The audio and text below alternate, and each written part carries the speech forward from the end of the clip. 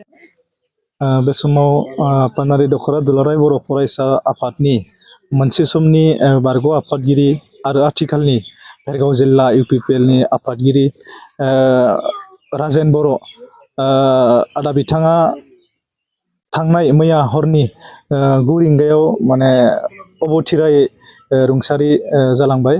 बेनि थाखाय जोङो दिनै पानारि दख'रा दुलाराय बर' फरायसा आफादा गोथौयै दुखु मोननाय जोङो फोरमायदों। बिथांनि अबथिरा जिउ गोमानाया जोंनि थाखाय मोनसे सुफुंखौ हायै खहा होननानै जोङो सानदों।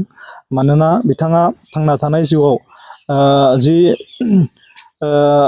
बड'फानि सान्थौ आरो सानस्रिखौ लानानैनो थांनाय गोलाव सम जे सोमावसारनायनिफ्राय लानानै बा बर' हारिनि जायखिनि माहारियारि बाद, बे माहारियारि बादखौ लानानै बिथाङा थांनानै दङमोन। माहारियारि बादनि सान्थौ सानस्रिया बिथांनि गोसोआव बा बिथांनाव जेब्लाबो सिगांग्रो जायगा मोनग्रोयोमोन।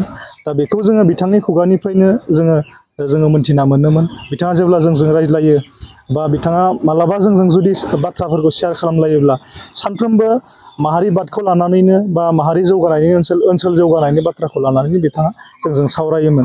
दिनै जोंबो जोबोद जोङो दुखु मोनदों। बिथांनि बिब्दि हरखाब मोनसे गोब्राब बेरामजों माने बिथाङा नाख्रेबजानानै जि जिउ बावनो गोनां जाबाय बा जिउ गोमानो गोनां जाबाय।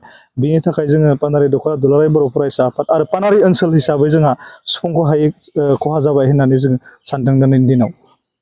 दा बे समाव जोङो बिथाङा सासे माने वाइल्ड लाइफखौ बिथाङा जोबोद मोजां मोनोमोन। हाग्रा संरैखाथि, जिब जुनार संरैखाथिनि थाखाय बिथाङा खामानि मावनानै मोनसे नेसनेल लेभेलनि एवार्डबो बिथाङा मोननो हादोंमोन।